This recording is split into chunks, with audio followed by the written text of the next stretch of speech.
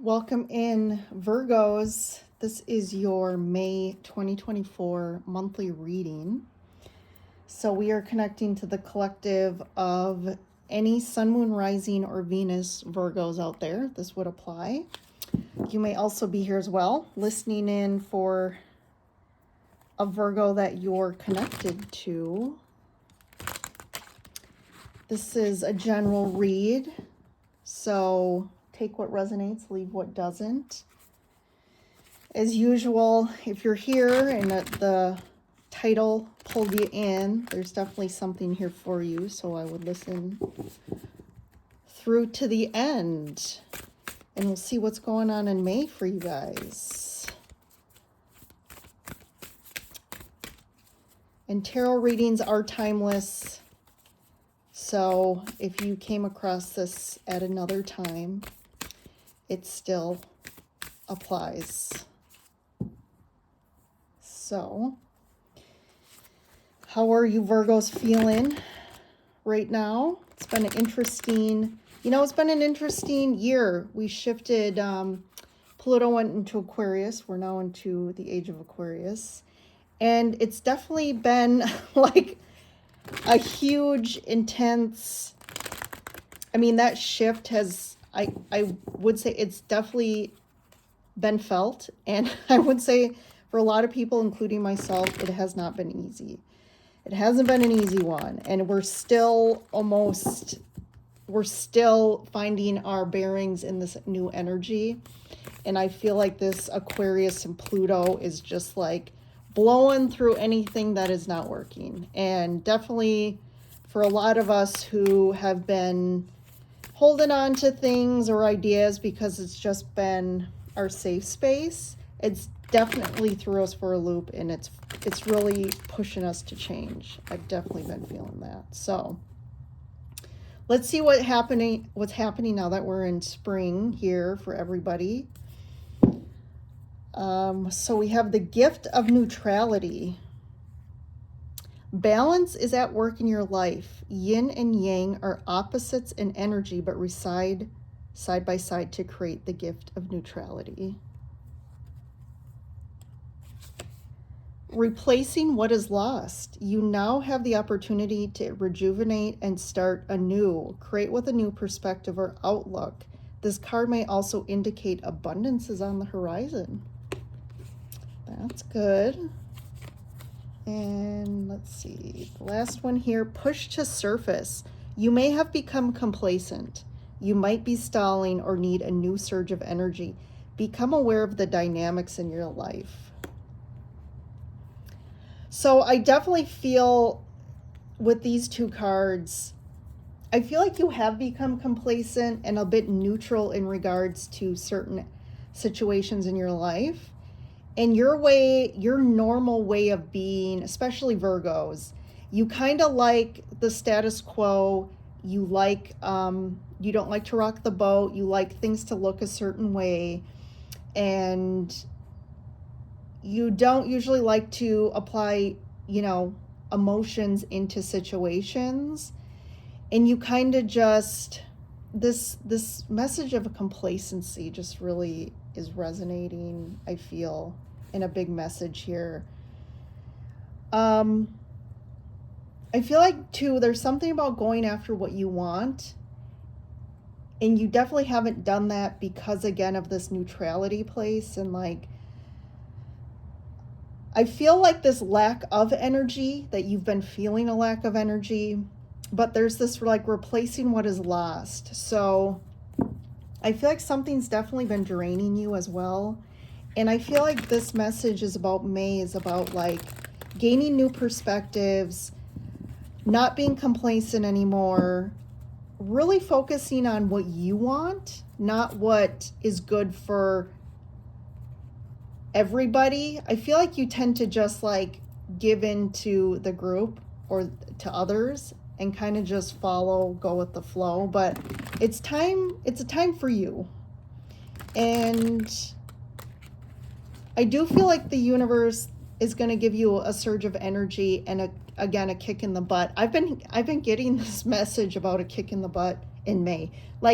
where we've been complacent, where we've not been taking action, where we've been holding things in, the universe is kind of finally pushing us to say, no, that we can't stay in this dynamic or this pattern anymore. So that's a big theme for May. And there's something that I'm getting you have to take action on or do in the month of May that you need to, that you've been needing to do, and you've just kind of been like procrastinating as well. All right, let's see what the tarot has for us. So the Three of Water, which is the Three of Cups. I have the Strength card. The Love card, which is the Lovers. So there's definitely like decision time. Two of Air, which is Air's swords. Seven of Earth, which is Pentacles. Seven of Swords in the Eight of Fire, Eight of Wands. And then we have the King of Earth and the Two of Earth and the Eight of Water. And then I'm going to pull this Temperance, and then I got to do this, the High Priestess. So there's something you have to make a decision about that you, again, you've just been fine not making a decision about it or not doing something. And this month you get this with the High Priestess. I'm getting like, again, this like intuitive hit of just knowing like, no, I'm either not okay with the situation or no, this is what I want to do. And you're like finally in complete alignment internally with this. And I feel like you're going towards something. You're walking away from something, but also going towards something here with the Eight of Cups. And I feel like you do have to gain some courage to stand up to somebody or people to do this. I feel like this is tied to a group. And maybe you tend to be more of a follower in that aspect and you follow the group or just follow the group consensus, but it's time for you to kind of stand up, get some courage, make a decision. And there's something that you've been working on for a while to accomplish, or a goal you wanted to make, or just somewhere you wanted to get. And it's definitely time for you to strategize and make a plan about doing this. And I feel like with the Eight of Fire, this could be around a move. That could be an actual location move, just a move of house. It could be just movement. It could be moving out of a job, traveling somewhere that you wanted to go that you've kind of, again, but there's definitely something around movement and also communication in regards to this. And there's definitely somebody that, I don't want to say has been blocking you, but there's somebody that's been a little too externally focused, that's been up and down about the situation. There's definitely some uncertainty about this, and I feel like the uncertainty more is around this other party. And you, depending, you're kind of uncertain as well about what direction you want to go because of this person, but I feel like all of a sudden you are like, nope, I know what I want to do and I'm going to do it. And then there's this aspect of like, just take action and trust. I'm getting the message. Like, it may not be fully formed or you may not have a full plan, but I feel like it's just like, take a step and just trust that everything else will unfold and it'll all kind of, you'll figure out all the details, I guess. There could be something in regards to this too that you've been like holding back, not telling somebody, or they have not been telling you. But I feel like in May, like finally this all there has to either be some communication or you kind of just standing up and speaking your perspective on it, and kind of figuring out what your perspective is on the situation instead of just like looking at other people to give you their perspective. So as far as the general kind of what you're experiencing, we have the Queen of Fire, which is the Queen of Wands, Messenger of Earth, which is the Knight of Pentacles, and then the Nine of Water, which is Cups. I feel like someone's definitely been dragging their feet on something, and I do feel like you've just kind of been okay with that, but it's time for you to kind of push forward and either move forward without them or kind of basically say this, lighting the fire to say, no, we got to figure this out. I'm not dragging my feet anymore.